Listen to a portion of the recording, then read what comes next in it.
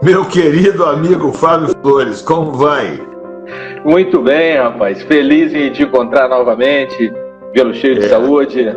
Eu vou colocar o nome da nossa live aqui para o pessoal que geralmente pergunta. O pessoal fica perguntando sobre o que é a live, então eu já vou entregar aqui. Coloca o título assim: Prenderam Celso Portiolli.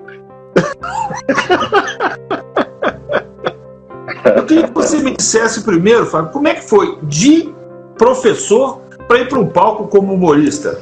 Se é que tem diferença, né, amigo? Eu sou muito curioso, atento e apaixonado pela filosofia do palhaço, né, cara? O palhaço, ele é o cara que dominou a arte do perder. Quando você olha para o palhaço, aquela roupa maior dele não é para ser engraçada, porque aquela roupa não é dele. O sapato grande, aquilo não é dele. Ele é um cara que já perdeu tanto que ele já não tem medo de perder nada. Por não possuir nada, nada o possui. Então ele consegue ser completamente presente e afetivamente envolvente com as pessoas que estão em cena com ele. E quando falo em cena, não é só quem está no palco, é quem está na plateia também. É tudo que acontece no entorno, é ter presença afetiva diante daquele palco, sabe? Todo sentimento é legítimo, pá?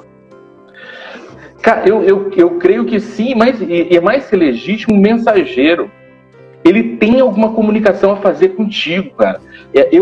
Uma metáfora que eu compreendo o sentimento, assim, é como se fosse um cobrador. Eu sei que você é uma pessoa de posse, uma pessoa bem colocada na vida e sempre assim, você não sabe que é um cobrador te procurando, meu irmão. Eu, como abracei a história de ser artista, eu sei o que é isso, cara. Eu sei que aqueles cobradores ficam em cima de você e eles têm um caminho, cara. Eles têm um caminho. Primeira coisa que eles vão fazer, eles vão pegar e vão te ligar, vão mandar mensagem para você pelo celular. Se você não quiser atender as ligações, vem a mensagem no WhatsApp. Se você não fizer isso, daqui a pouco tá vindo uma intimação vindo na tua porta, daqui a pouco você é chamado para negociar isso, pode ter busca e apreensão, ou seja, eles não vão desistir de te cobrar e vão buscar cada vez caminhos mais belicosos para trazer a mensagem da cobrança. Isso é emoção, cara. Quem foge da emoção tá fugindo desse cobrador. Existe uma escalada de chamamentos até vir a questão psicossomática, sabe? De fazer teu corpo parar para você ouvir o que aquele sentimento queria te trazer de mensagem. Então, nesse período desafiador que a gente está vivendo e que viveu, eu naquele momento foi um baque terrível, foi muito triste. E eu abracei e vivi intensamente aquele sentimento de dor, mas com uma condição. Aquela dor tinha um prazo para terminar. Ela tinha um prazo determinado para ir embora.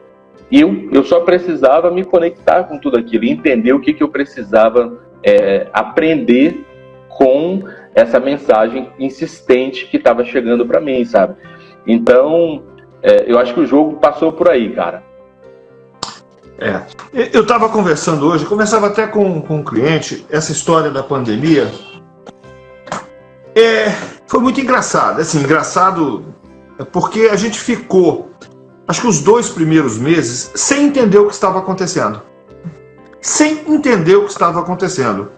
A gente ligava o jornal o dia inteiro, ficava o dia inteiro na TV procurando notícias, acompanhando curva, quando chega no pico, e aí de repente começa a demitir ministro, bota outro ministro chega e vai embora, e a gente fala, meu Deus, o que está acontecendo? E tendo que aprender, e aí as pessoas começavam a falar no quando passar, seremos melhores.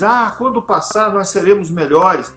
Aí eu fui para o meu escritório, peguei o carro, fui para onde era o meu escritório aqui em Vila Velha, para o estacionamento, e cheguei lá, num estacionamento vazio, um camarada ocupando 2 vagas. Eu falei, não, nós não vamos ser melhores depois que isso acabar. Não vamos. Esquece essa coisa de... Enquanto alguém ocupar 2 vagas num estacionamento, podendo usar... Estacionamento lotado, podia escolher, nós não seremos melhores.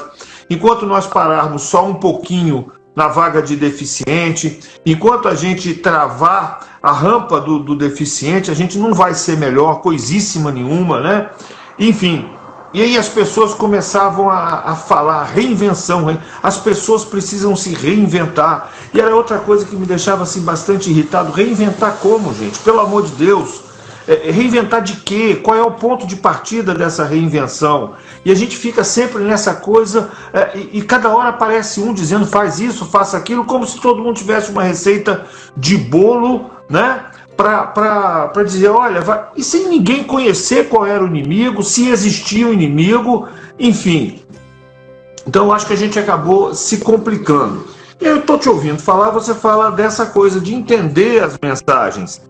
Será que nesse caos todo tinha alguma coisa a ser entendida, Fábio? Cara, assim, eu penso que a pandemia, o que trouxe, ela foi um acelerador de processos.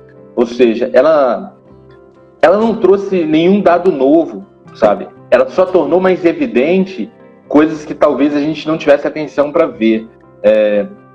Vamos pegar no tocante à educação, sabe? Que educação? Precisava-se encontrar um caminho mais digital, isso era um fato, sabe? E a tradição dos educadores fazia com que a gente buscasse ao máximo adiar esse processo. A gente que é de sala de aula, a gente sabe o quanto é prazeroso ter essa troca com o aluno, o contato, a convivência de sala de aula, aquele calor, aquilo é ótimo, é inegável. No entanto, a vida moderna, as questões geográficas e temporais fazem a gente ter que, no mínimo, pensar as soluções remotas numa dimensão híbrida. Sabe, a educação não pode ser tão purista de ser só sala de aula, ou como eu acredito que também ela se empobrece na medida em que ela fique só digital, entende? Esse caminho, o encontro dessas duas possibilidades, esse híbrido, é uma tendência que vai ficar. Só que esse processo já estava se desenhando, talvez há 20 anos atrás, que a gente adiou a tudo da maneira que a gente pôde. Então ela veio e acelerou isso, sabe? Quando a gente fala mas eu não vou mais poder ver os idosos naquele começo de pandemia, como que eu vou fazer para ver as vovós e os vovôs? Meu irmão, vamos ser sinceros, quanta gente já não tinha abandonado a avó e a avô a uma cara, e que não visitava, que não dava atenção para eles, sabe? Então, colocou isso evidente, o quanto a gente já tinha abandonado eles. Quando a gente fala, por exemplo, aí vê as pessoas falando assim, não, olha a dificuldade dos alunos da escola pública. Então, cara, essa não é uma novidade, bicho. O que a gente tem aluno na mesma sala de aula, às vezes, que um está no século XXI e o outro está no século XIX, isso há tanto tempo já acontece. Ou seja, a pandemia acabou lançando uma lente de aumento. Ela deu uma lente de aumento para tudo isso e acelerou o processo. Aquilo que você estava falando sobre o cara que estaciona em 2 vagas. Mas a sociedade vai ficar melhor depois da pandemia. Vai ficar melhor nada, cara. Como eu falei, ela é aceleradora de processo. O cara que estava no caminho da canalice, ele vai mais rápido. Ele vai se aprofundar mais nesse caminho. E existiam pessoas como você, como eu, como o Rodolfo, como as pessoas que estão assistindo a gente aqui, que são pessoas que já estavam buscando um caminho de desenvolvimento pessoal, de clareza, de melhor se relacionar com os outros, com o mundo, com a gente mesmo. Isso fez a gente ter a oportunidade de buscar mais coisas, sabe? Então, ela acelerou os caminhos das pessoas. Eu fico puto, Edu, com uma coisa. Aquelas pessoas que falam o seguinte, não, mas a pandemia foi boa porque, graças à pandemia, eu pude reencontrar com minha família, ter um convívio melhor, aquilo tudo, como passar mais tempo com minha família. Velho, isso é canalice você falar uma coisa dessa. Porque se você precisou que morressem 130 mil brasileiros para descobrir que você tinha uma família, porra, bicho, como que eu já estava há muito tempo. Como que você se sente à vontade acreditando que é preciso de 130 mil mortes para você descobrir que tem uma família, que você pode conviver com ela, sabe? Então, o recado que esse caos trouxe para mim, a clareza disso tudo, foi justamente esse o caminho, sabe? De que a gente está diante de um acelerador de processos. Eu, durante muito tempo, eu também evitei os caminhos mais digitais que a minha profissão ofereceria, porque eu sou um apaixonado pelo palco, do calor das plateias, dos aplausos, dos risos presenciais, de tudo mais, e eu adiei isso o máximo que eu podia. E hoje eu vejo que a minha sobrevivência e a minha subsistência nesse novo cotidiano que a gente está construindo, ele depende muito de eu abrir as minhas possibilidades para essas jornadas. Então, sabe o que acontece, Fábio? Você está falando uma coisa que eu estou me lembrando aqui de uma coisa que um jurista aqui do Espírito Santo, que tem algumas obras publicadas, respeitado no Brasil inteiro, o doutor Rafael Calmon, uma vez conversando, ele me dizia, eu falava da organização de uma palestra jurídica, como era difícil, trazer às vezes até trazer um palestrante, ou enfim. E aí ele falou, rapaz, por quê? Aí ele me mostrou o celular, você tem tudo que você precisa. Isso bem antes da pandemia. Ele dizia, olha, você tem tudo que você precisa. E aí eu comecei a pensar sobre isso e me dei conta que é real. E para você ter uma noção, os aplicativos que nós estamos usando para dar aula, os aplicativos que nós estamos usando para atender clientes e tal, já existiam antes, Fábio. Nenhum foi inventado agora, né? Já estava tudo ali. Aí o Elton fez uma observação muito interessante, nunca tomou benção e agora quer pagar de saudoso, né? Eu acho que vale... Isso, exatamente isso. É genial essa frase, meu amigo Elton, lá do Maranhão, pessoa finíssima.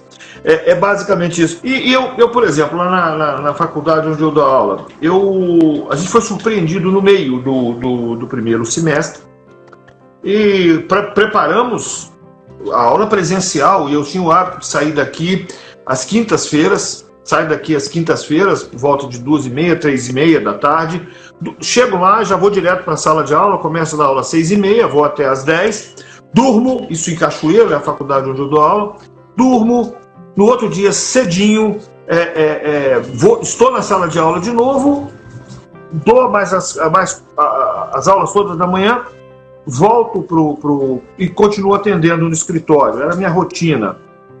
Isso não me deixava cansado.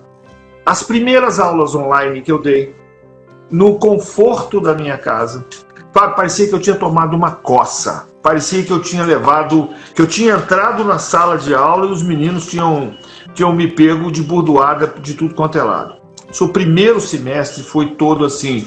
O Edu, tem uma coisa que eu acredito também, que essa dimensão de home office, que fez todo mundo, assim, de alguma maneira, ter que fazer da sua casa um espaço de transmissão de imagem, de som, e as pessoas se cobraram muito. Talvez essa dor não seja uma dor tanto de natureza emocional, de uma frustração, de um desconforto, mais do que da excessiva carga de trabalho. Porque quando você pega e vê, as pessoas imaginaram que a casa delas tinha que ser o estúdio da CNN. E não, cara, é tua casa, bicho. Na tua casa, nossa casa tem cachorro, na nossa casa vai passar um cara de moto aqui tocando sirene porque ele é o vigia da rua, a iluminação não vai ser perfeita, a internet pode falhar em algum momento. Então, quando as pessoas não se permitem a falha, elas acumulam um sentimento de dor, de angústia muito grande. Uma coisa até que Michael Hall trazia isso, nós somos gloriosamente falíveis. O ser humano é gloriosamente falível. Você admitir essa possibilidade, que você não é perfeito, que talvez perfeição não exista, e que você sempre que está no seu fazer afetivo, laborativo, seja lá o que for, você está fazendo o seu melhor com aquilo que você tem. Sempre. Se ficou faltando alguma coisa, não foi por falta de empenho ou de condição sua. Então, aceitar isso é uma coisa fantástica. E voltando lá à filosofia do palhaço, tem um palhaço que eu sigo e que eu gosto muito, chamado Márcio Guipar, que ele diz o seguinte, cara. Quando a gente compreende que se tudo der certo na vida, nossos pais vão morrer, porque se der errado, quem vai morrer somos nós. Aí a gente começa a caminhar com mais leveza. E essa inversão de expectativa é uma coisa tão louca, porque quando você imagina o seguinte, um filho que perde os pais, ele se torna o quê, Edu? É órfão, né? O marido que perde a esposa se torna o quê? Divorciado, viúvo. E o pai e a mãe que perde o filho, vira o quê? não vira nada, desaparece. É inominável. Ele perde a paternidade naquele momento, né? Perde a maternidade naquele momento. Ele deixa de existir, né? É da dimensão da inexistência. E quando a gente está nessa jornada, que você compreende, se tudo der certo, seus pais vão morrer. A viver é caótico. Sabe? Viver é você lidar com perda a todo instante. Sabe? Quando a gente é criança, e quando a gente é um feto e a gente nasce, a gente já perdeu o melhor lar que a gente podia ter. O útero tinha tudo que a gente precisava, era protegido, era quente, tinha tudo aquilo. Você já nasceu perdendo. Depois, nos primeiros meses de vida, você é acolhido num colo, e aquilo é maravilhoso, você cresce, você não cabe mais no colo. Você perdeu mais um lar, mais um espaço de afeto incrível. E cada vez mais você vai perdendo outras coisas, perdendo outras pessoas. Viver é perder, sabe? Então, ter essa clareza de que a gente está numa jornada de perdas e aprender a lidar com essas perdas, compreendê-las, sabe? Ficar com a herança boa dessas perdas, é uma jornada evolutiva que faz dar sentido à vida. É uma jornada evolutiva que faz dar sentido à vida. Mas tem lado bom? Lógico, sabe? O lado bom dessa jornada é você ter esse senso de presença, de você estar presente no presente e conectado com as boas possibilidades que esse presente oferece. Hoje, eu estava na correria lá de tarde, resolvendo coisa com o contratante, recebi tua mensagem, respondi, falou, pô, vamos fazer uma live? Eu falei, cara, vamos, eu vou chegar em casa a tal hora, a gente vai fazer. E esse momento de reencontro contigo aqui, para mim, foi muito legal. Eu começar uma noite de sexta-feira, podendo conversar contigo, com seus amigos, eu estando aqui em casa, com saúde, com vida, com alimento e com cerveja, esse é viver. Mas é isso. Fábio, é muito interessante, porque normalmente há uma tendência à desistência, né? Quando acontece alguma coisa de errado, alguma coisa que você não quis que acontecesse para você, e aí a gente começa a confundir culpa com responsabilidade. E aí? Como é que a gente lida com isso? Porque nem tudo que traz culpa ou que você é culpado isenta a sua responsabilidade de lidar com aquela situação, né? Quer falar um pouco sobre isso? Eu quando fui convidado para a live, você me falou, é um papo tranquilo, Fábio. É uma conversa leve. Conversa leve o cacete, pô. Parece que eu tô num café filosófico aqui, cara. Eu comecei a ler. Eu mandei até a foto para você, comecei a ler. Mas eu li só coisinha básica. Eu comecei a ler Voltaire, comecei a ler Platão, comecei a ler Engels. Eu falei assim, interessante, né? Se você tivesse lido o que eu li hoje à tarde, antes da gente conversar, você ia entender que está sendo muito leve, sim. Entendeu? Tá certo, eu tô ouvindo, porque eu moro em Nova Almeida. Aqui a gente está acostumado com outra literatura, sabe? Outra literatura, outro alcance. Mas essa questão de culpa e responsabilidade, assim, na minha leitura, eu acho que sempre que a gente se culpa, tá, a gente está assumindo que é algo sem conserto, sabe? Sem possibilidade de reversão, sem possibilidade de reparo ao outro, reparo a gente mesmo, sabe? E quando eu vejo como responsabilidade, a primeira coisa é a autorresponsabilidade, eu trazer a bola para mim. Ou seja, como eu posso reparar e como eu posso me reparar diante dessa dificuldade, desse constrangimento, dessa adversidade que foi causada, sabe? Eu sempre tenho buscado perceber as coisas dessa maneira. E mais recentemente, inclusive, eu tenho estudado bastante sobre comunicação não violenta. E a comunicação não violenta, cara, ela é um segmento tão interessante de autodesenvolvimento. Super ferramenta, né? Sim, cara. É uma super ferramenta. E você começar a isentar toda e qualquer pessoa, aquele discurso que a gente tinha, não, fulano de tal me faz ficar com raiva, me faz feliz ou me faz triste. Cara, ninguém faz nada por você, cara. Qual é a tua necessidade que não está sendo atendida que te faz ficar assim? A pessoa, ela só é uma mensageira, ela está te dando a oportunidade de entrar em contato com uma parte sua não bem atendida e que você pode buscar um caminho de você atender uma necessidade interior, sabe? Quando você começa nessa perspectiva, começar a isentar as pessoas de que essas pessoas possam, que o mundo é uma conspiração contra você e tal, bicho, fica muito mais leve, sabe? E é uma coisa também, Zé Edu, nessa jornada de conhecimento que eu acho interessante, a gente começar a ver assim, o quanto o saber é dolorido também. A ignorância, ela é doce ser ignorante. Quando você se depara com as ferramentas de autodesenvolvimento, sobretudo com essa ferramenta que eu falei para vocês agora da comunicação não violenta, bicho, cada merda que você fala pro outro, para você mesmo, não passa batido. Na hora você rapaz, olha só que eu acabei de fazer, olha só o que eu acabei de dizer. E você se cobra, você passa a se cobrar, sabe? Algumas coisas que você ouve não tem mais como desouvir, elas vão ecoar na tua mente sempre. Então, todo conhecimento, de alguma maneira, traz em si uma dor, né? Porque eu acredito que você está matando uma parte sua que existiu até antes de você ter acesso àquele conhecimento. E tem uma questão que é bastante interessante, né? Por exemplo, essa coisa da culpa, né? Nós tínhamos até 2010 na área de família a necessidade de demonstrar que o outro era o culpado do fim da relação afetiva. E olha que coisa louca, né? Olha que coisa louca, porque veja bem, eu me lembrei do Paulo, né? Você foi a culpada desse amor se acabar. Você que destruiu a minha vida. Enfim. A última vez que você me falou sobre essa história, foi tão rico o insight que você me proporcionou, que é um momento da palestra, um momento da minha palestra que vira festa. Porque primeiro eu vou conduzindo as pessoas pelo lado da brincadeira, né, boto a fotinha do Pablo, convido todo mundo para cantar esse trecho da música, depois coloco ele em destaque com a letra, e a gente começa a degustar cada uma dessas afirmações que ele traz e da sua completa incapacidade de autorresponsabilidade diante da relação, né? Que em relação é a dois, né? E cada parte constrói e destrói a relação todos os dias.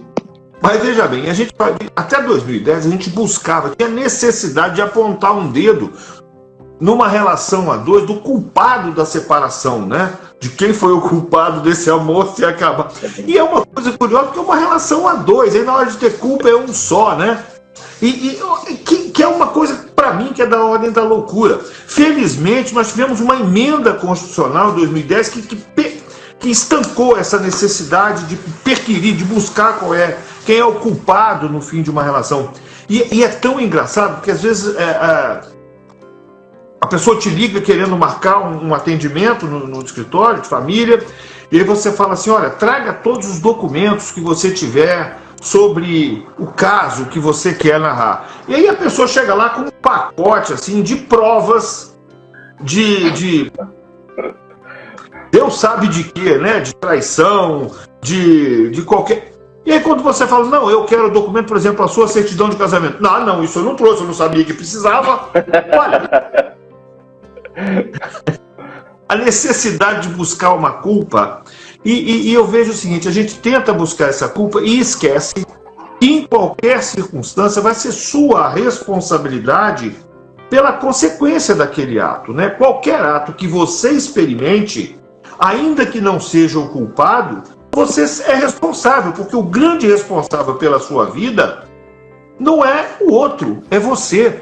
E aí, voltando para o campo das músicas, né, tem aquela do Djavan que também me parece da ordem da loucura. E eu falo um djavanês até com certa frequência, eu entendo alguma coisa que o Djavan tenta falar, alguma coisa. Não dá para entender tudo, porque né, ninguém consegue chegar nesse nível também de abstração mental. Mas eu consigo entender bastante coisa. Consegue? Não, mas eu não uso esse... o tradutor jamaicano. O tradutor jamaicano não usa. Mas então, enfim. E ele fala assim, vem me fazer feliz porque eu te amo. Eu falo assim, cara, esse não é só droga. Não pode ser só droga quando alguém quer que o outro venha fazer você feliz porque... E aí, como é que é isso? Em linguagem contemporânea, a gente poderia chamá-lo de macho escroto, sabe? Só isso. Ele tem outra, cara. que supostamente querendo elogiar a mulher, ele a destrói. Que ele fala bem assim: tudo que Deus criou pensando em você, fez a Via Láctea, fez o dinossauro. O dinossauro não é um ser dotado de grande equilíbrio estético, né? De uma beleza. Não é algo que eu gostaria de comparar uma pessoa que eu admiro, sabe? Então ele dá uma traulitada na mulher ainda sob a alcunha de um suposto elogio. Então o Djavan de verdade não é um cara que a gente deva levar a sério, sobretudo no que tange aos relacionamentos afetivos. E voltando à história lá do Pablo que você trazia, cara, de que você foi a culpada desse amor se acabar, você que destruiu a minha vida. Entende? E esse é um discurso que a gente vai ver em muitos relacionamentos, sabe? E quase sempre ele é antecedido de uma fala que é dita da seguinte maneira: mas como você de uma hora para outra me fala isso? Cara, e a pessoa que fala que foi de uma hora para outra, de maneira geral, são pessoas que não são apaixonadas pela outra pessoa. Elas são apaixonadas pela ideia de ter um relacionamento. Entende? Para ela é muito importante na rede social colocar o status namorando, casado, ou qualquer outro tipo de relacionamento que confira o status de pertencer à norma, que é ter um relacionamento estável ou supostamente estável, sabe? Então a pessoa fica tão apaixonada com essa ideia de dar satisfação ao mundo da sua vida afetiva que descuida dos microsinais que toda relação oferece no dia a dia. Toda relação oferece microsinais de sucesso, de fracasso todos os dias, sabe? Mas a gente está tão desatento ao outro, está tão desatento à qualidade da maneira como a gente se relaciona, que isso passa batido. E muitas pessoas, assim como o Pablo, vão ser surpreendidas um dia que vão falar: como de uma hora para outra? Não, cara, todo dia você fez uma merda, sabe? Todo dia você fez uma merda. Tá aqui, e foi incapaz de se perceber fazendo. E mais que isso, mais que ser capaz de se perceber fazendo, é perceber a reação do outro, como o teu fazer afetou o humor do outro, as feições do outro, a maneira como o outro se doa a você. Isso tudo é sinal e tá evidente. Até se tornar insuportável para o outro, né? Porque o ser humano tem essa virtude, né? A gente consegue se tornar insuportável para o outro, né? Cara, quase sempre pra gente mesmo, sabe? E o que mais ferra relacionamento é justamente isso. São pessoas que são incapazes de se relacionar bem com elas mesmas. E diante do caos que é estar sozinho, ela acredita que, não sabendo se relacionar bem consigo mesmo, eu vou me relacionar com outra pessoa, levando essa pessoa desagradável que eu sou, porque talvez eu encontrando outro desagradável, nossos desagradáveis se alinhem e que vire um processo alquímico que se transforme em outra coisa. Mas não, desagradável com desagradável, desagradável ao cubo. Não tem como melhorar essa coisa, velho. E aí eu queria te perguntar, como é que tá aí? Ainda encontra o livro para vender? Como é que tá isso aí? Como é que faz? Quem quiser? E eu tinha até separado aqui, se você se apega muito ao passado, está destinado a revivê-lo todos os dias. Tudo o que acontece com a gente traz em si um aprendizado. Desta maneira, podemos dizer que não existem fracassos, existem resultados. Resultado é o que resultou, o que brotou a partir da semente que a gente mesmo semeou. Diante da colheita, decidimos se queremos continuar semeando isto ou se decidimos semear algo novo. Muita gente, por não entender essa dinâmica, segue uma vida inteira amaldiçoando os frutos da sua colheita, sem mudar as sementes que lança na vida. Quando cometemos um erro na vida, não devemos nos sentir culpados, mas se esse mesmo erro acontece várias vezes, é sinal de que não é mais um acidente, e sim uma escolha. E tantas outras pérolas aqui que a gente vai encontrar nesse livro, que eu gostei muito, de vez em quando dou uma folheada. E aí, como é que faz para adquirir? Como é que tá isso? Cara, assim, eu tenho uma alegria muito grande, assim, desse livro, assim, eu adiei muito o lançamento de um livro solo, essa coisa toda, mas da noite de lançamento em diante, só bons frutos eu colhi, e um deles foi ter tido a alegria de você estar lá na noite de lançamento, ali no centro, e o que acontece? Daquela noite em diante, cara, já foram mais de 2.000 livros vendidos. Eu já fiz várias palestras para falar sobre o livro. As pessoas que leram me dão feedbacks maravilhosos. Assim, tem gente que... Eu vou dar um nome de uma pessoa em específico. Por exemplo, Eustáquio Palhares, ex-apresentador do 9 Minutos. Ele comprou um livro, depois ele falou, Fábio, eu preciso de mais 10. Comprou lá. Ele veio para ele, Fábio, eu preciso de mais 10. Comprou. Ele começou a comprar para presentear os amigos deles. E várias outras pessoas eu vi depoimentos como esse. Esse livro é o meu filho de muita satisfação. Eu estou comercializando ele exclusivamente pela internet. Entra em contato comigo pelo Instagram, que eu envio para você autografado pelo correio, onde você estiver no mundo. Já distribuímos para o mundo. Quem quiser conhecer um pouco mais... Instagram aí. O Fábio Flores. E quem quiser conhecer um pouco mais do trabalho, as coisas que eu penso, as coisas que eu compartilho, procura o podcast. O podcast Precisava Ouvir Isso. Qualquer plataforma de podcast, Precisava Ouvir Isso. E lá você vai entrar em contato com esse universo de caos, que é o meu pensamento, e de esperança também, sob a forma de uma mensagem de áudio. Zedu, obrigado, cara. Foi fantástico começar a sexta-feira conversando contigo. Fui entrevistado por você várias vezes e queria ter a oportunidade de te ouvir mais. Das outras vezes eu falei mais do que ouvi, e hoje eu pude te ouvir mais e como sempre, foi extraordinário. Gente, muito obrigado a todos vocês que nos assistiram. Fábio, obrigado por ter aceito essa insanidade minha. Vamos fazer uma live do nada e 2 horas depois a gente está no ar. Tá bom? Obrigado, gente. Valeu. Um abraço. Até a próxima, pessoal. Obrigado. Valeu.